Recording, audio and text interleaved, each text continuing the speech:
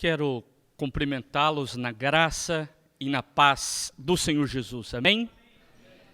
Reiniciando nossas palestras, esse momento de crescimento, este momento de reflexão, eu desejo que seja um espaço de bênção na sua vida e na sua história.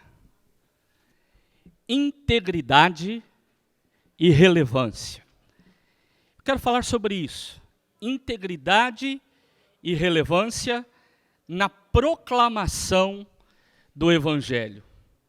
Um olhar homilético, ou seja, da pregação da palavra de Deus. E eu quero então convidá-los à reflexão, a um momento que nós colocamos aqui de provocação e também de proposição. Vamos então iniciar aqui nossa conversa. Reflexões, provocações e proposições. Primeiro momento, refletir. Esse é o meu convite. Então pense comigo. Na natureza existem seres vivos e seres não vivos. Aula de biologia, lembram lá da escola? Aula de biologia, ser vivo, ser não vivo. Diferença entre eles, por exemplo, uma pedra é um ser não vivo. Para ela se movimentar, ela precisa que uma força externa a locomova. Então, para ela se mexer, um outro corpo tem que pegar e jogar essa pedra. É diferente de um gato. Se você pegar um gatinho e soltar ele assim pertinho do chão, ele é rapidinho em reorientar, rearranjar sua direção e cai com as 4 patas no chão. O que ele faz é corrigir a sua direção. Esse cientista, ele vai dizer, a vida de um organismo consiste em constantes correções. Qualquer organismo, desde uma ameba a um organismo mais complexo que você imaginar, o que ele faz é corrigir constantemente. A isso nós chamamos de evoluir ou involuir. As criaturas vivas têm vida própria. É como se ela tivesse uma faísca.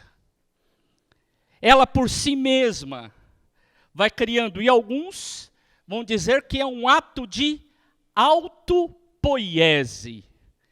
Se quisermos um neologismo, seria um autofazimento.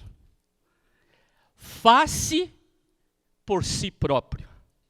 Vai se autofazendo a cada momento. O segredo da vida provém dessas propriedades de informações. Então, uma ameba, ela tem algumas informações dentro delas que permite que haja mudanças. E assim, qualquer sistema orgânico.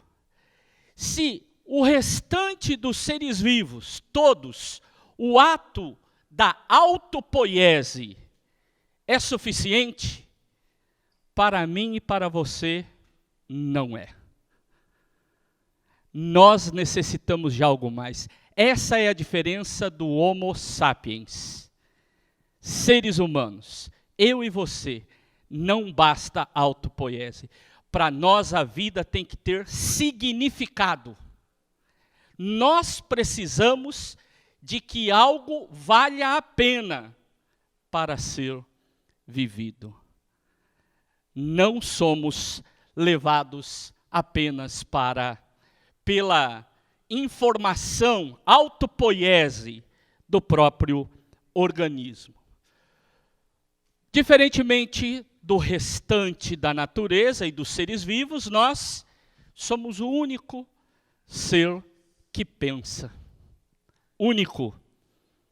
Único ser capaz de pensar. Rousseau tem uma ilustração que eu acho muito interessante. Ele diz o seguinte, que um pombo e um gato, eles seguem o próprio instinto. Por exemplo, o pombo só sabe fazer as coisas de pombo. Ele segue a sua própria natureza. Pombo é pombo.com.br. Não tem como mudar a natureza do pombo. E da mesma forma, o gato. Gato é gato. E não muda. Gato só sabe ser gato. Quem tem gato sabe o que é ter gato. Gato é gato. Agora, se você chegar no gato e disser para ele, agora você vai comer alpiste. Se você não comer alpiste, você vai morrer de fome. O gato morre de fome, mas não come alpiste. Ele não reflete, diz assim, inclusive eu estou com um problema de intestino, eu acho que vai me ajudar. Da mesma forma, o pombo, se você oferecer para o pombo carne de primeira, o pombo morre de fome e não come carne. Ele segue a sua natureza. Agora, eu e você, olha que interessante, nós comemos alpiste, nós comemos a carne assada, crua, ao ponto, ao molho. A gente come o pombo e a gente come o gato. Com a gente não tem conversa, a gente pensa de lá de cá e bate para o gol. O ser humano cria possibilidades. E por criar possibilidades, ele pode escolher o que ele vai fazer e como ele vai fazer as coisas. Nós não seguimos simplesmente a nossa natureza. Nós decidimos sobre aquilo que vamos fazer. Por isso escolhemos para a direita, para a esquerda, vamos continuar. Nós decidimos aquilo que nós vamos fazer. E aí a pergunta, o que fazer? Como viver melhor? Como fazer o que é certo? Isso são coisas que vivem na nossa mente. O que nós vamos fazer? O que é o correto? O que é o melhor? Dentro disso, então, a gente precisa de avaliar e decidir qual a melhor forma de fazer as coisas. Estamos no tema da plantação de igreja, parar, avaliar, refletir, decidir qual é o encaminhamento que queremos tomar. Mas para isso é necessário algo. E aqui eu intitulei, é necessário mais ócio e menos negócio. O que significa estas palavras? Porque às vezes nós nos acostumamos com as palavras, elas no seu mau uso. Então vamos pensar um pouquinho. Ócio. Ócio vem do latim, ócium. A mesma palavrinha grega escolé, que em português é escola, e que significa tempo livre para pensar, para refletir, para estudar. Ócio não é ficar sem fazer nada. Ócio é um tempo livre para pensar, para refletir, para decidir. A negativa, a negação, em latim é nec. Logo, nec, ócio, negócio, etimologicamente seria sem tempo livre para pensar. Vamos pensar na estrutura da sociedade grega. Quem tinha ócio? o filósofo, não precisava de trabalhar. Ele vivia refletindo, pensando, caminhando. O escravo, esse não poderia ter tempo para isso. Por isso ele vivia no negócio, no trabalho, na atividade. O problema é que às vezes não paramos para o ócio e estamos tão preocupados com o negócio chamado igreja, o negócio chamado missão, o negócio chamado plantação. E nem sempre retiramos tempo para pensar. E minha proposta, e vai aqui através de uma pergunta, que tal investirmos tempo no ócio para não transformar o nosso ministério num negócio? Simplesmente fazer porque tem que se fazer.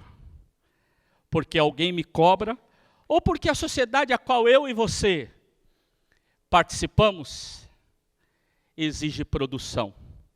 Numa sociedade capitalista, você vale por aquilo que produz ou consome. E a gente traz isso a partir da filosofia pragmática para dentro dos nossos ministérios. Tem que fazer. Cadê o resultado? Cadê o fruto? E tudo isso vai dificultando a gente de parar, do pit stop, da quietude, da reflexão.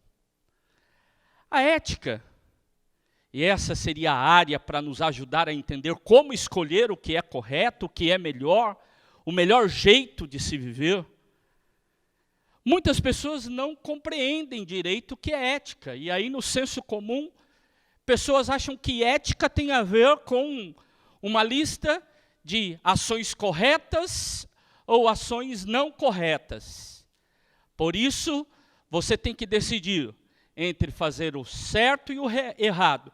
Já que existem duas tabelas, você consulta qual tabela está o que você vai fazer. No senso comum se pensa isso. E aí pensa que quem trabalha com a ética é a pessoa responsável por ter essas tabelas no bolso e responder então para nós. Esse é o jeito certo de plantar? Esse é o jeito certo de proclamar a verdade? Este é o jeito correto de interpretar a Bíblia? E aí então, parece que há listas prontas para aquilo que eu e você temos que fazer. Mas não é assim. Ética não é uma categorização de atitudes. Se fosse isso, seria cumprir um dogma, uma lei, seria uma escravidão, seria eu e você dependermos de algo que já está definido. Ética é muito mais que isso. Ética tem a ver com a inteligência de decidir, a inteligência de encontrar a decisão correta. Aí sim, podemos dizer que ética nos leva à liberdade. Ética é a inteligência para decidir a melhor forma de se fazer as coisas. O problema é que às vezes nós queremos receita pronta.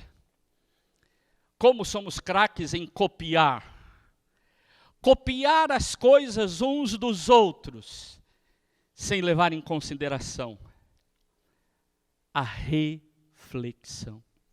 Por isso é necessário pensar sobre a ética. Gosto muito dessa frase do Leonardo Boff. Lá no livro A Águia e a Galinha, ele traz essa frase, não sei se você já teve a oportunidade de ler este livro. E ele diz assim: todo o ponto de vista é a vista de um ponto. E a gente precisa de entender um pouquinho mais isso. Quando a gente senta para refletir, para pensar, para decidir qual que é o jeito correto ou a melhor forma de se fazer, nós precisamos de ter em mente. Todo o ponto de vista é à vista de um ponto. Quando eu fiz faculdade de teologia, era uma época que a gente lia muitos textos de Carlos Mesters. Ele tinha uma frase que ele dizia assim: a verdade está do lado de fora da janela. Então depende de onde você está para você enxergar o que está do lado de fora da janela.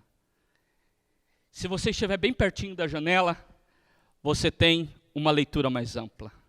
Se você estiver no fundo do cômodo, do lado esquerdo, você tem a leitura de uma área. Se você estiver do outro, outra área.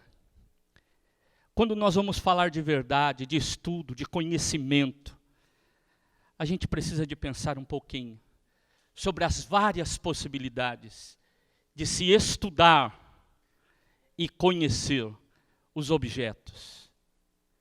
Aqui tem 3 ou 4 madeiras.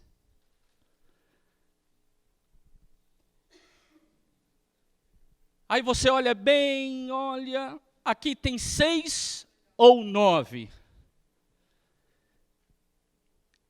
E você tem que responder, é um 6 ou é um 9. Aqui você tem uma pessoa presa numa ilha, louca para sair de lá. E você tem uma pessoa à deriva no mar, louca para encontrar terra. Um olha para o lugar onde o outro está, um fala, barco, o outro fala, terra à vista. Dependendo de onde você está, você olha com uma expectativa para o outro lugar.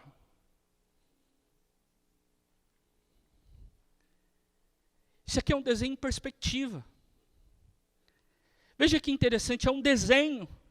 Mas quando você olha, dá uma ideia de profundidade. Parece que você está olhando algo que está com uma distância. É possível você enxergar algo lá no fundo. Mas é um papel, é o desenho que está em perspectiva. Esse senhor barbudo, você olha, acha ele mal encarado, eu falo, vamos dar um rolê, e aí ele dá um rolê comigo, e você olha para o mesmo desenho, e você fala, será que é um homem barbudo? O que pode ser isso? Mas era um homem barbudo, quem fez esse feitiço? Virou um cachorrinho que come osso? Depende do jeito que nós estamos olhando. O Talmud traz uma palavra que é muito legal. Nós não vemos as coisas como elas são. Nós vemos como nós somos. Alguns estudiosos dizem que toda a verdade que nós proclamamos, ela é autobiográfica. A gente fala a partir da nossa experiência, e por mais que a gente tente se desprender disso, ela é autobiográfica, é a partir do nosso conhecimento. Vejam que interessante, a historinha desse rinoceronte. Prestem bem a atenção. Será que esse rinoceronte consegue entender que o mundo não tem aquela montanha que ele desenha? Mas ele sempre aprendeu a ver as coisas com aquela montanha, o seu próprio chifre em tudo que vê. E adianta explicar para ele, não tem. Isso que você desenha, não tem. Ele, da minha perspectiva, tem. Sim, senhor.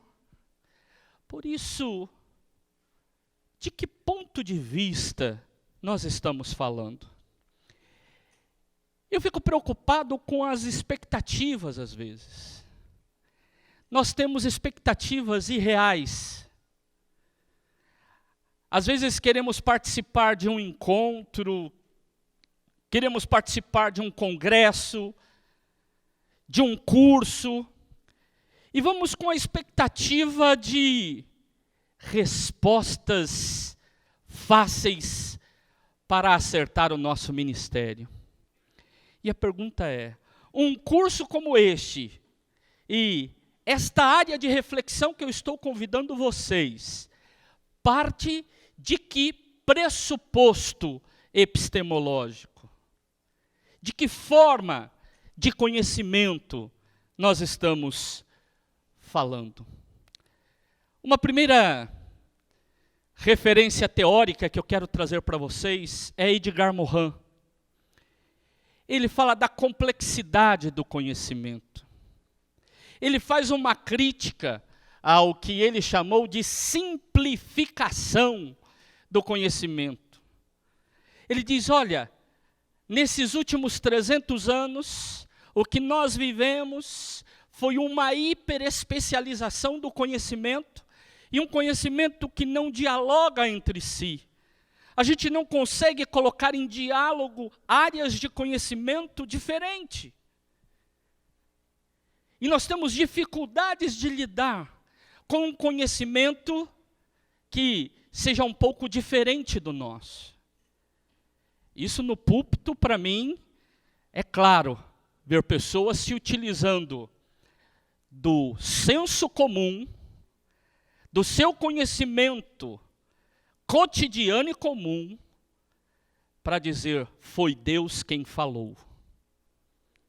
Quantas vezes, ao invés de elaborarmos o conhecimento teológico, de utilizarmos as ferramentas de outras áreas do conhecimento, para nos ajudar na elaboração de uma palavra teológica, que tenha peso, significado, significância para as pessoas, trata-se de temas vazios, marcados pela experiência pessoal. Precisamos vencer isso. Eu acho que conhecer um pouquinho de Edgar Morin pode nos ajudar a entender que as respostas não são tão simples assim. Que o conhecimento, ele é árduo, não é fácil, e há necessidade de dedicação para nos prepararmos melhor. Ele tem alguns textos que eu acho que pode ajudar, e depois vocês terão acesso a essa bibliografia. Textos que podem nos ajudar a entender que o conhecimento precisa de dialogar entre si, e aquilo que nós temos aprendido em algumas áreas, é necessário que ela faça interface com o nosso conhecimento teológico.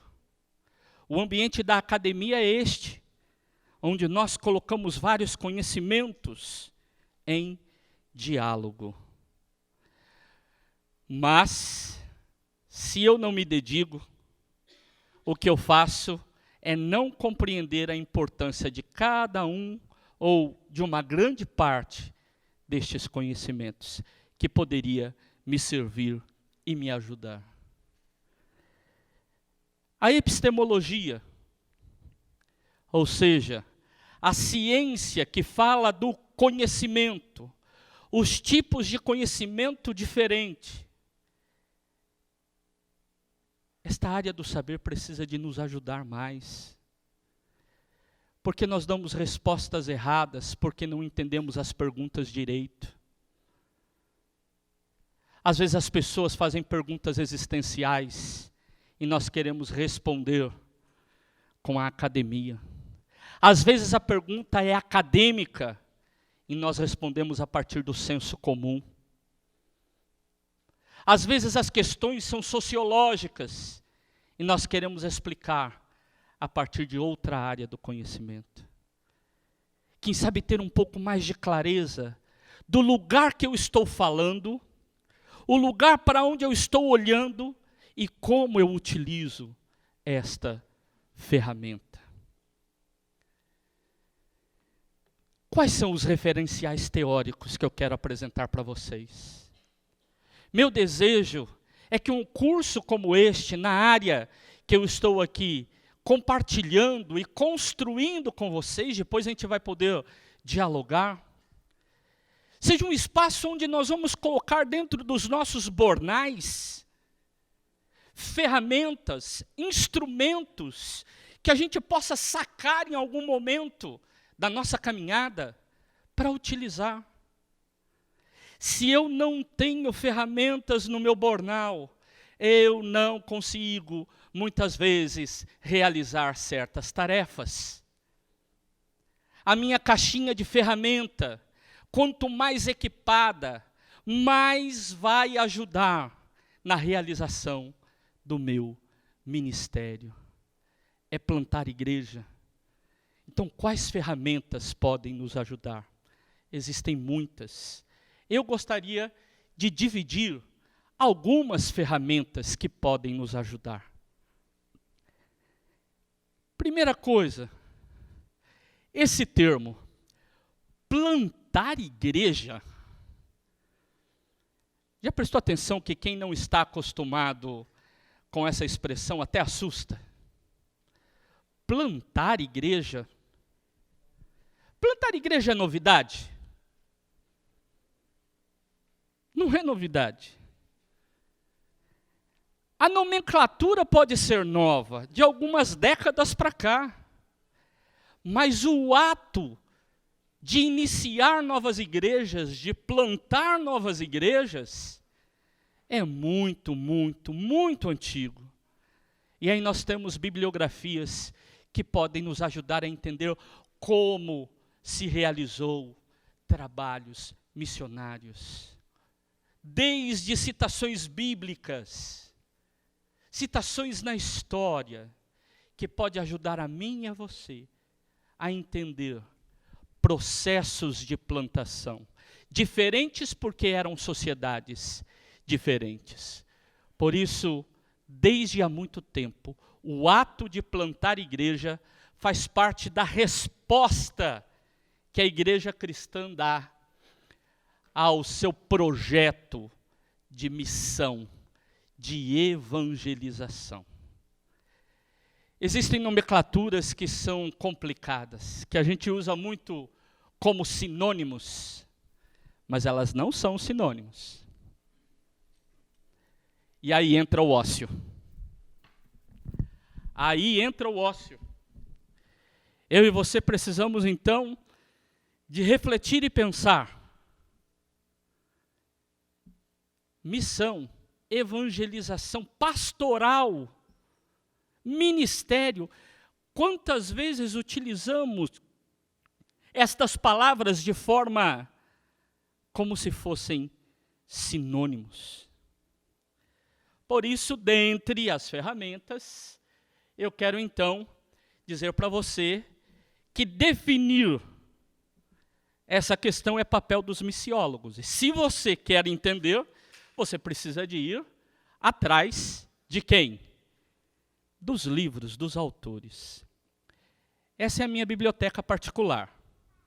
Comecei a formar com 19 anos. Essa é a minha sala, onde eu trabalho lá em Campinas. Dos meus livros, eu tenho uma área, aquela vermelhinha, que são só livros de missiologia.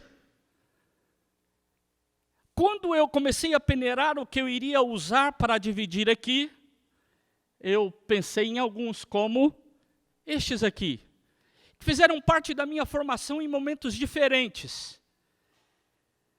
Mas como eu tinha que peneirar mais ainda, eu falei, não, eu quero deixar pelo menos 3 que eu acho que ajuda bastante. Você sabia? Hoje é dia do livro. Hoje é o Dia Internacional do Livro. Você precisa de ter referenciais, se você quer fazer um bom trabalho. Senão você age igual o gato e o pombo.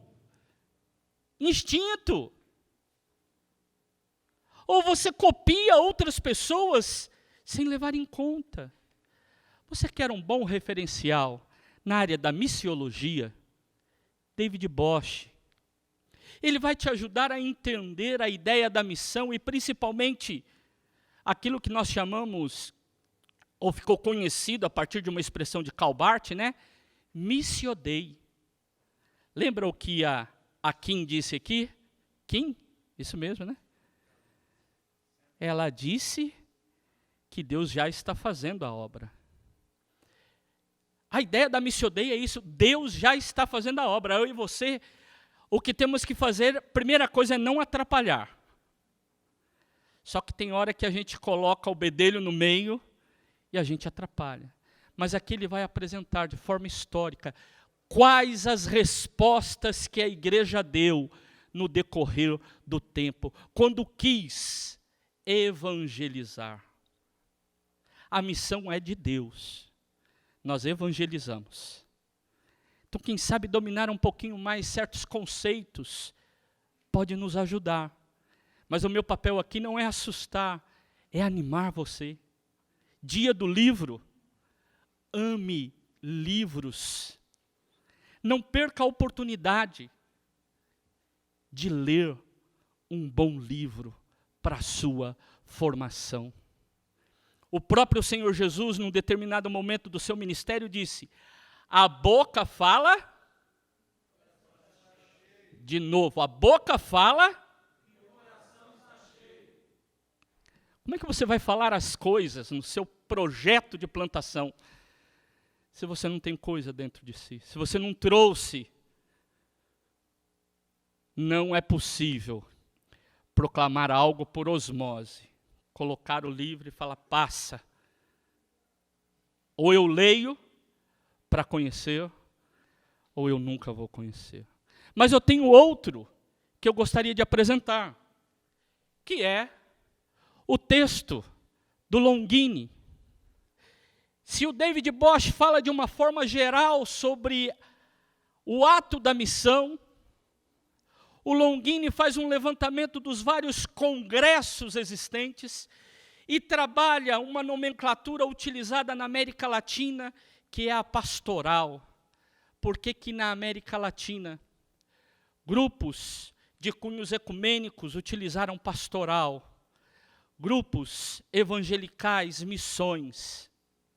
Que tal a gente entender, ao invés de assumir uma postura, eu não gosto do liberal, do ecumênico, esse pessoal é evangelical. Às vezes criticamos coisas que não conhecemos.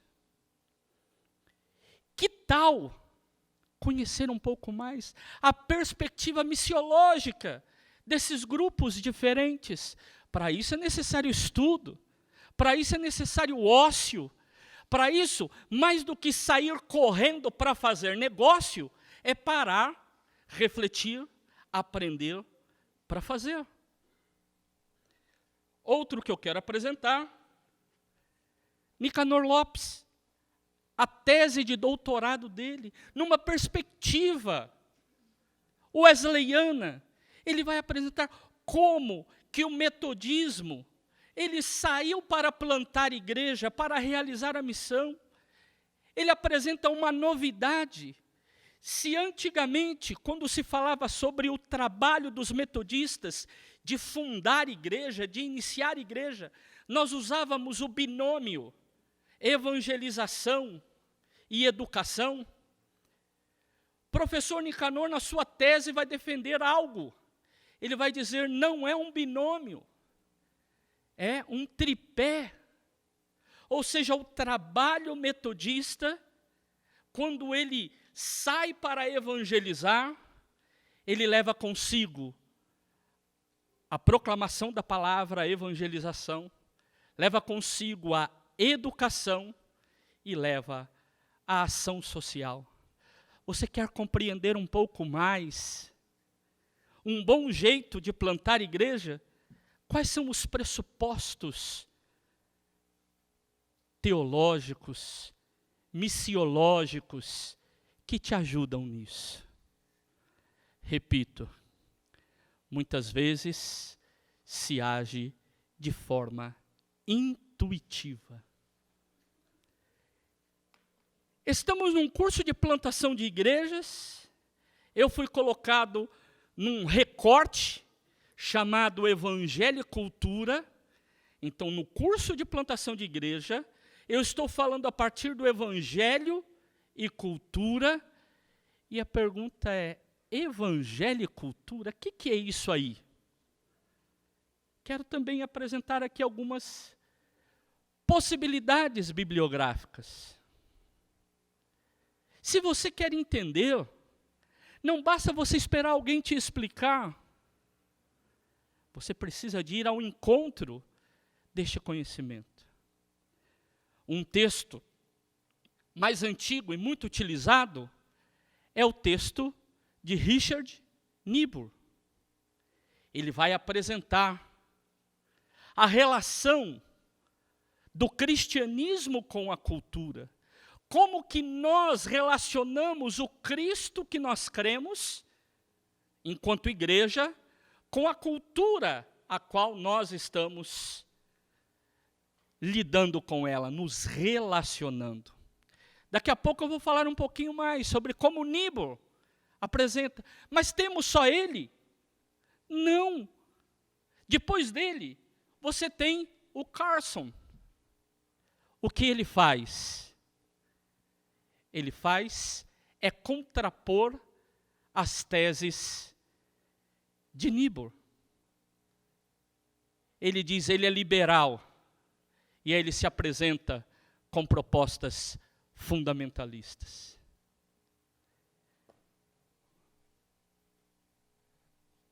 Você tem Newbegin, que vai trabalhar a ideia de pluralidade que a Kim estava apresentando aqui. O que é falar de uma sociedade plural? Você saberia lidar com isso, se alguém te perguntasse? Este é um texto que eu gostei muito de ler. Indico. Igreja Centrada. Timothy Keller. Ele pega a tese de Niebuhr, pega a tese do Carson, pega outras teses e cria uma tese própria. São possibilidades. Agora, sabe por que eu estou apresentando isso para vocês e investindo tanto tempo para definir algumas coisas? É porque, infelizmente, nós criticamos antes de conhecer algumas áreas do conhecimento. Sabe aquele negócio? Não gosto de quiabo. Nunca comi, mas não gosto. A gente elege de forma seletiva algumas coisas, mas a gente não sabe dizer por quê. Você quer ser um plantador, uma plantadora, alguém que leva a sério esse ministério que Deus tem chamado muitos a fazer? A pergunta é, quais são os seus referenciais? O problema é que não temos referenciais. Copiamos sem saber os referenciais. Olha como que Niebuhr vai apresentar, ele fala, olha, você está dentro de uma cultura, e você tem que relacionar este Cristo que você proclama e prega com a cultura. E ele diz, existem 5 respostas possíveis de se encontrar na história. E dentro dessas respostas, ele vai apresentando Cristo contra a cultura. Às vezes você tem uma teologia marcada por isso e nem sabe. Você reproduz ideias lá do passado, de outros momentos históricos, defende essa tese com unhas e dentes, mas se te perguntarem onde está a raiz disso, você fala, não sei. Quem sabe uma boa ideia seja a gente pensar um pouquinho, quem nos ajuda a compreender essa história da igreja e nos traz até hoje. Quantas vezes coloca-se a cultura e Cristo de forma antagônica? Cristo contra a cultura. É aquele distanciamento. Tudo que é da cultura é mal. Minha família se converteu numa igreja quando eu tinha 9 anos. uma igreja com aspectos muito fundamentalistas, e nessa igreja, tudo que tinha a ver com a cultura brasileira era do diabo. A maioria dos pastores ligados à comunidade eram norte-americanos. Então imagine que, às vezes, nós acabamos reproduzindo coisas e leituras da cultura, leituras preconceituosas, que não tem nada a ver com a teologia propriamente dita, mas com outros aspectos do conhecimento. Mas ele vai dizer que na história nós também respondemos em alguns momentos como o Cristo da cultura. Ou seja, na cultura sempre tem coisa que a gente pode acolher. Então, Cristo é de todas as culturas, vamos acolher. Tudo que a cultura faz, Cristo acolhe. Você tem a ideia do Cristo acima da cultura. Dentro da cultura tem coisa boa? Tem. Então, Cristo está acima ainda disso que é bom. Tem coisa ruim? Cristo está acima disso. Cristo está acima da própria cultura. Martinho Lutero era o maior defensor dessa ideia do Cristo e cultura em paradoxo. A ideia de dois reinos. Nós somos cidadãos de dois reinos. Reino dos céus e o reino terrestre. Foram respostas também dadas pela igreja, na sua proposta, no seu projeto, na sua empresa missionária, do jeito que apresentava o evangelho por onde passava. E a leitura transformista, o Cristo que transforma a cultura. Quando nós vamos proclamar o evangelho, qual é a leitura de cultura que nós temos? Como que nós valorizamos o que o outro é ou não valorizamos? Nesse primeiro momento eu queria trazer para vocês é que existem lugares onde nós podemos ir para nos preparar melhor, para conhecer, para falar com propriedade, para falar com autoridade, autoridade acadêmica, autoridade moral, autoridade espiritual. Falar com verdade, o mais próximo possível e tendo clareza daquilo que nós estamos falando. Nibor é uma boa opção. Você pode ler, entender, ler as pessoas que se opõem a Nibor, ler pessoas que fazem síntese. Até hoje, ele tem sido usado. Então, que tal você pensar um pouquinho na sua formação como plantador, plantadora, como pastor, pastora, como aquele que vai ministrar a palavra em vários lugares. Como que eu tenho construído a teologia que eu levo para o púlpito, que eu levo para os lugares onde eu vou ensinar o amor de Cristo. Às vezes reproduzimos manuais, seguimos manuais e nem pensamos muito as fontes destes manuais. Ficam aí 3 livros que você pode ler e contrapor as ideias de Nibor. Se você fala, não concordo muito. Eu acho engraçado as pessoas que dizem, liberal. E? Leia então pessoas que não são, contrapõe, constrói, reflete, pensa. Esse é o nosso papel. Mas de verdade, eu fui fazendo todo esse preâmbulo, porque o meu desejo é nos nossos encontros, nestes momentos, pensar sobre a perspectiva homilética. Muitos aqui já são pregadores e pregadoras nas igrejas locais. Muitos aqui já têm essa tarefa semanal ou mais de uma vez proclamar Temos a tarefa de fazer cultos em espaços diferentes. E a pergunta é: como tem sido a nossa ação, o nosso trabalho, quando pensamos em plantação de igreja?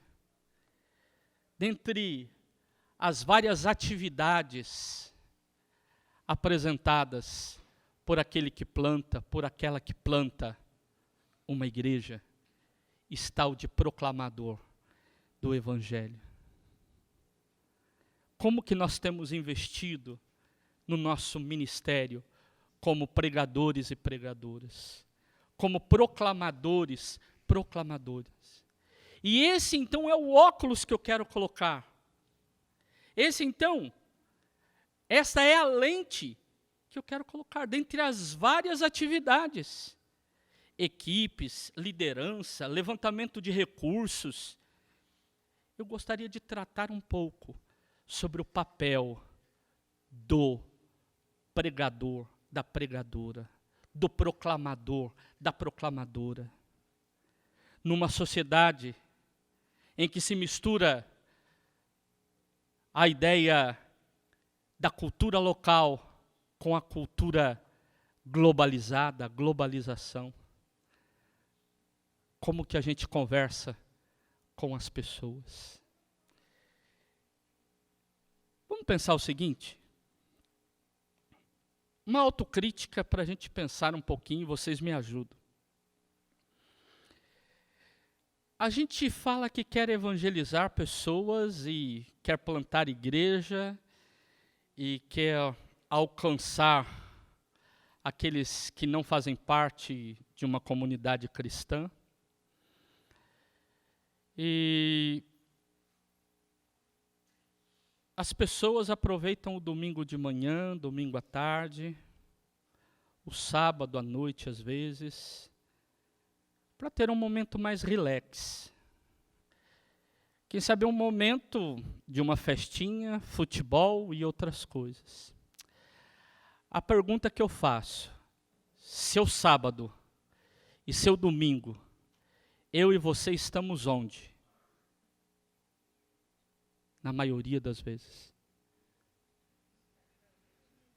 Onde nós estamos? Pensa comigo. Há estratégias que a gente quer usar para acompanhar pessoas e iniciar algo novo, mas nós quase não temos tempo para essas pessoas. Mas vamos imaginar que você diga assim: eu vou começar a dedicar um tempo, o meu ministério aqui, eu quero ir atrás. No segundo módulo nós tivemos a presença, no primeiro módulo, a presença do Jay. Ele falou sobre vários projetos de plantação de igreja. Mas a pergunta é: e quando eu saio desse ambiente confortável da igreja, que é o jeito que eu sei falar, e vou para outros espaços, qual tem sido minha abordagem homilética? No púlpito a gente já sabe falar. E falar para crente a gente já sabe falar. E o vocabulário do evangeliquez, do crentez, nós sabemos de cor e salteado. A pergunta é: quais são as respostas homiléticas que nós damos para aqueles que não fazem parte deste métier? Eu acho que a gente poderia refletir um pouco sobre isso. Pensar integridade e relevância. Eu fiquei pensando muito no que eu vi no brasão, aqui ó, lá do Asbury. A Bíblia toda para o mundo todo. Quando eu pensei em integridade, estava pensando em como nós estudamos a Bíblia com profundidade para pregar a Bíblia, e não pregar a linguagem do mercado. Como que nós pregamos a Bíblia com seriedade dentro de uma teologia? E aí então, nas outras palestras, eu quero trazer a ideia da teologia bíblica, da teologia sistemática, da teologia pastoral, que tem que alicerçar o meu sermão, o seu sermão, a nossa proclamação no lugar onde nós estivermos. Porque nós temos uma mania de quem sabe abrir mão da linguagem teológica e responder para que se tenha fruto ou se tenha resultados melhores, usa a linguagem do marketing, usa a linguagem psicologizante. Quantas questões, porque nós queremos arrebanhar pessoas. A pergunta é como que a gente prega a Bíblia? Sem cair num fundamentalismo, levando em consideração as ferramentas possíveis, que você que já passou por uma formação teológica ou está passando, sabe da importância da exegese, da hermenêutica, da própria homilética. Quer dizer, como que nós utilizamos isso no campo? Porque estamos, às vezes, tão preocupados com o negócio, nós quase não temos tempo para o ócio. Converse com pastores e pastoras que estão no campo de trabalho. Como às vezes é difícil dedicar tempo para a preparação do sermão. E se o pastor e a pastora estiver lá no gabinete falando, agora eu vou preparar a palavra. Chega alguém, bate na porta, fala, pastor, o que o senhor está fazendo? Pastora, o que o senhor está fazendo? Eu estou aqui orando, me preparando para o culto de oração, para o estudo bíblico, o sermão. A pessoa diz, já que o senhor não está fazendo nada, vamos fazer uma visita comigo? Não se valoriza esse tempo do ócio, que pode ser a leitura bíblica, o estudo, a oração, o seu momento de jejum, seu momento de quietude, seu momento de concentração. Quer dizer, de onde nós estamos partindo para pregar aquela palavra? Então é árduo o nosso trabalho.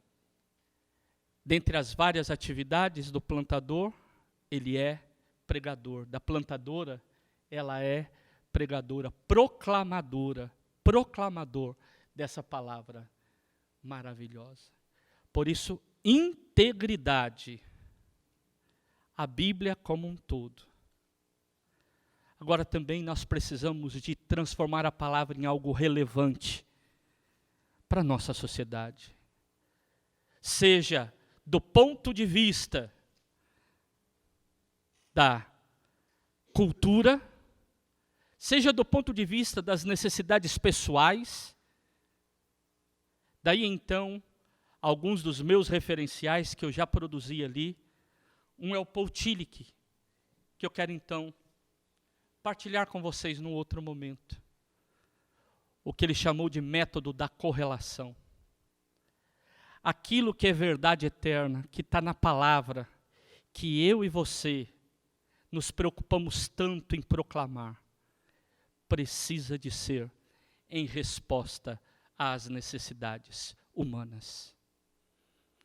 Às vezes, nós nos preparamos para proclamar algo, sem perguntar o que as pessoas precisam ouvir. Quantas vezes se parte do próprio sentimento pessoal?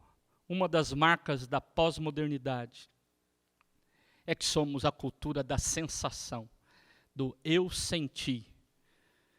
É um tempo em que é muito fácil as pessoas dizer, eu senti Deus me falando. Eu senti. Então a sensação dela, muitas vezes, está acima do próprio conhecimento bíblico e teológico. Ariovaldo Ramos contou uma experiência que eu marcou muito ouvir essa experiência dele.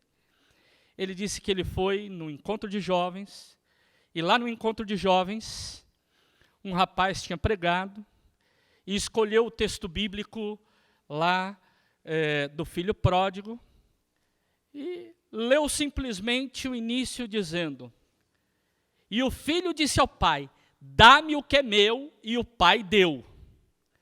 E ele começou a vociferar ali direto, dizer: meu irmão, minha irmã, você tem que chegar diante de Deus e dizer, dá-me o que é meu, dá-me o que é meu, exige, dá-me, porque Deus vai te dar, a palavra diz isso. E vai. Ariovaldo Ramos disse que chegou lá no final daquele encontro, ele foi atrás do jovem e disse: meu amigo, não me lembro no decorrer da história, não me lembro de ouvir alguém fazer uma abordagem como a que você fez. De onde você tirou essa ideia? Porque me parece que esse filho aí, ele não é tanto exemplo assim do jeito que você está usando ele. Ele falou assim: Deus me falou. Mas assim, me fala um pouco mais sobre isso, o que é Deus me falou? Ele falou: não, eu abri a Bíblia, saltou aos meus olhos este texto, e eu senti lá dentro de mim. Quantas vezes é a sensação daquele que prega, daquela que prega, é quem domina a mensagem que vai levar. Então imagine só, de onde nós tiramos o conteúdo daquilo que nós pregamos. Tem que ser da Bíblia, mas tem que ser em resposta à necessidade das pessoas. Existem instrumentos específicos que nos ajudam a estudar essa palavra. Mais do que uma leitura simplesmente intuitiva. Agora, nós precisamos, além de aprender a fazer exegese bíblica, a gente precisa aprender a fazer exegese de gente. Exegese das pessoas, da sociedade, do lugar onde nós estamos. Às vezes somos incoerentes ao querer apresentar o Evangelho, que é uma mensagem maravilhosa, mas que tem horas que é enfiado goela abaixo, que ao invés de trazer libertação, é um evangelho que traz prisão, aprisionamento, escravidão. Somos chamados a plantar igreja, mas a pergunta é: como nos preparar para sermos proclamadores, arautos, pessoas que falam com autoridade sobre essa mensagem que é maravilhosa. Eu gostaria então de passar, pode ser que você já tenha visto este vídeo, peço que você assista de novo, mas eu gostaria que este vídeo ajudasse a mim e a você entender um pouquinho do que é que eu quero te convidar a fugir. E mitose múltipla.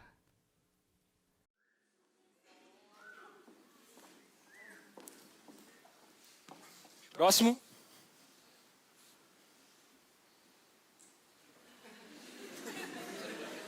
Boa tarde. Boa tarde. Tudo bem com vocês? Mais ou menos. Qual é o problema? Ele. O que tem? Ele tá me imitando. Ele quem? Ele. Nome? Luiz. Ah, os dois são Luiz? Não, nem sei como ele se chama, onde ele mora. Quer dizer, agora ele tá morando comigo.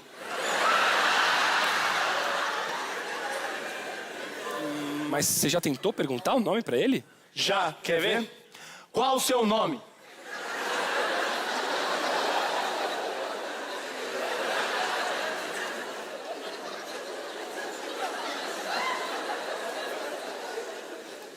Viu? Ele não responde. Bom, eu vou ter que fazer um exame agora em você. É um exame rápido e indolor, que usa alta tecnologia, ok? Ok. Bate aqui. Ah, Falei? então quer dizer que ele tá te imitando. Quer dizer que ele tá te imitando, então. Isso. E ele faz espelhado ou ele faz igualzinho? Às vezes ele faz espelhado, às vezes ele faz igualzinho. Entendi. Bom, isso é um caso claro de imitose, né? E isso é grave, doutor? Depende, tem dois tipos de imitose, a imitose simples e a imitose múltipla. A múltipla tem um poder de epidemia devastador, mas é extremamente rara. E tem como saber a diferença? Olha, as duas são super parecidas, mas da imitose múltipla eu só ouvi falar de um caso no Japão que...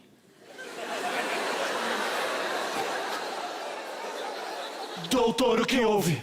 Eu acho que isso é um caso de imitose múltipla. Oh, meu Deus, doutor, e agora? Calma, rapaz, você precisa ficar calmo. Eu sei, doutor, mas o senhor disse que isso pode se tornar uma epidemia. Eu sei o que eu disse. Então, doutor, ele está começando a te imitar. Mas ainda podemos deter isso. Não chegou no estágio avançado. E como é o estágio avançado? O parasita se multiplica e já não sabemos mais quem está imitando quem. Não estou entendendo, doutor. Mas você é um idiota. Quanto tempo você está com ele?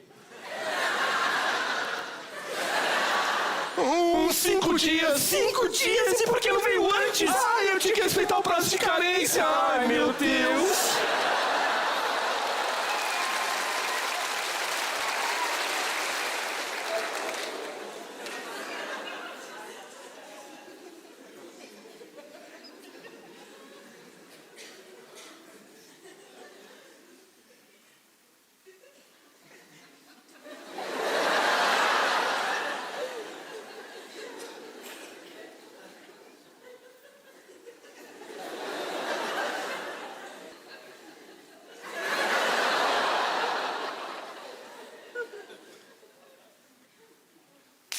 Manjuba! Fecha a janela! Rápido, fecha a janela! Isso vai espalhar por todo o planeta! Fecha a janela! Eu mesmo fecho.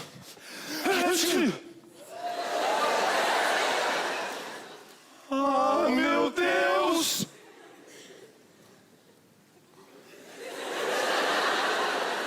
Ainda são poucos!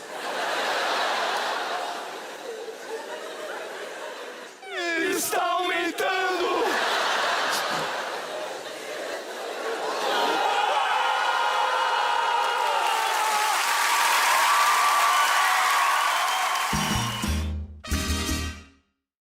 Às vezes a falta de reflexão começa uma imitose múltipla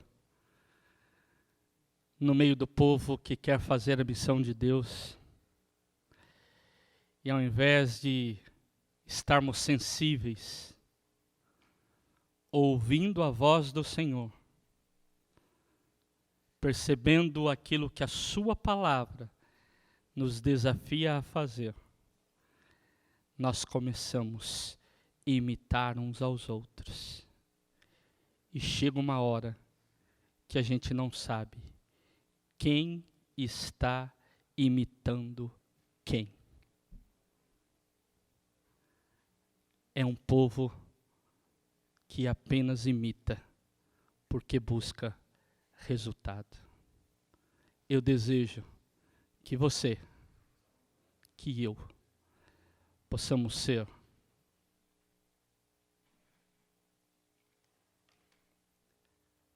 plantadores, macho alfa,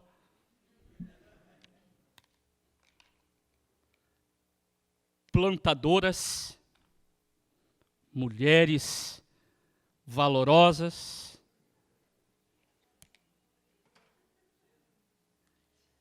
que mais do que pensar na prosperidade do seu trabalho,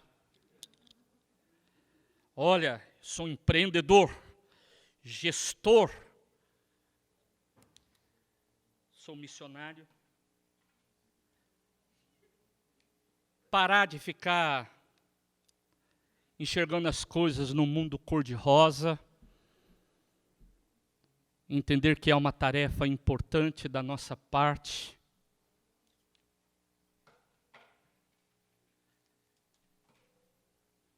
Lembrando que O amor tem que nos guiar. Você pode ser inteligente, ler todos os livros.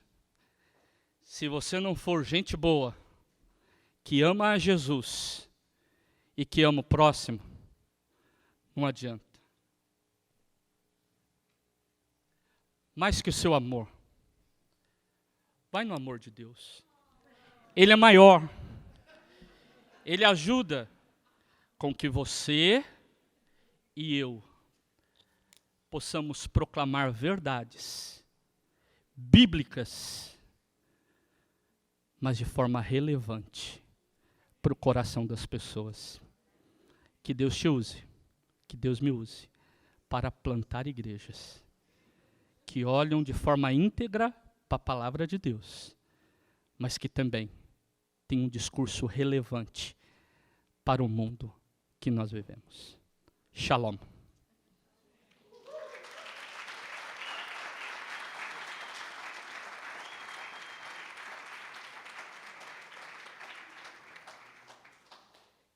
Pastor, o senhor durante a palestra, principalmente no início, falou da questão do ponto de vista da pluralidade no contexto brasileiro e a questão de ser igreja. Dentro da nossa identidade como metodista, a gente vê que vivemos na extensão, estamos presentes em todo o território brasileiro, e isso às vezes gera um conflito. Como eu consigo encarar de uma forma que eu não perca tanto tempo quando eu entro numa cultura que não é minha? Por exemplo, eu vim de Brasília, só que a realidade que eu encontrei na igreja que eu sou designado como seminarista é completamente diferente da igreja que eu vim. E eu pertenço à 8ª região, uma igreja é uma região muito grande de extensão territorial, e provavelmente, quando eu sair daqui, vou para uma região que tem a realidade completamente cultural daquela que eu pertenci minha vida toda. Como eu consigo entrar na realidade do outro sem perder tanto tempo? Porque quando eu penso em implantação de igreja, eu vejo um trabalho de início que pelo menos uns 3 anos para você começar um trabalho onde você não tenha nenhum apoio. Como eu consigo romper essas diferenças culturais de uma maneira mais intencional? Eu acredito que o que a primeira palestrante colocou, aqui ela falou, olha, eu fiquei 5 anos, acho que a primeira coisa é não ter pressa. Como pastor, eu tenho 25 anos de ministério pastoral. E no meu plano de ação pastoral, quando eu chego numa igreja local, a primeira coisa que eu falo para a igreja é: estamos em namoro. O ponto 1 é esse: estamos namorando. Porque a igreja quer resposta rápida da gente. Ok? Qual é o seu projeto para a escola dominical? Qual que é o seu projeto para os jovens? E as crianças da igreja? E de repente você não conhece nada. Então você precisa de entender a cultura da comunidade onde você está. A pessoa ou as pessoas com quem você está trabalhando. E para isso é necessário namoro. É necessário tempo. É necessário visitação. Agora, como vivemos numa sociedade onde a ideia do líder, pastor, pastora, é muito mais de gestor do que de cuidador, pessoas que têm ideia de gestão e que não consideram a cultura local, chegam com os seus próprios projetos debaixo do braço e diz: aqui está o que nós vamos ser agora, .com.br. Não tem conversa. Então eu diria, namoro é conhecer pessoas, é se converter. A diversidade é de Deus. Deus criou a diversidade. Nós é que temos dificuldades com isso. Na própria área da administração, fala-se que é necessário ter um grupo de pessoas que pensam diferente para te ajudar na liderança. Infelizmente, em alguns meios cristãos, evangélicos e até metodistas, se fala: se você não estiver na visão, você não está comigo. Então parece que é um contrassenso daquilo que seja a ideia de você se converter a uma cultura, ao diferente, ao outro. Então, Douglas, eu diria assim: namorar é a melhor coisa que tem. Quando você... Aí ele falou, é verdade, pastor. Não sei por quê. Mas o que a gente precisaria disso, de dar esse tempo para se converter ao outro. É fácil chegar com resposta pronta. E os manuais estão ensinando a gente a fazer isso. Siga esse caminho, esse é o jeitinho. Ponto 1, 2 e 3. Quero dizer, se nós não fazemos missão transcultural, como no caso da palestrante primeira, que é Kim, nós fazemos missão em tribos urbanas das mais diferentes. Num país com extensão geográfica continental como o Brasil. A cultura de Brasília não tem nada a ver com a cultura de São Paulo. A cultura do Nordeste não tem nada a ver com a cultura do Rio Grande do Sul. Como que a gente faz isso? Só para ajudar um pouquinho, Douglas, tinha um amigo que quando o seminarista disse assim, o bispo não é louco de me nomear para uma igreja que seja XYZ, porque eu sou da linha...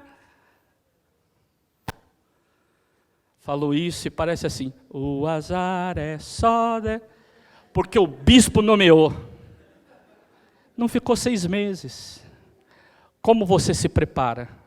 Porque você é chamado para ser pastor e pastora de todos. Como que a gente faz isso? Namora.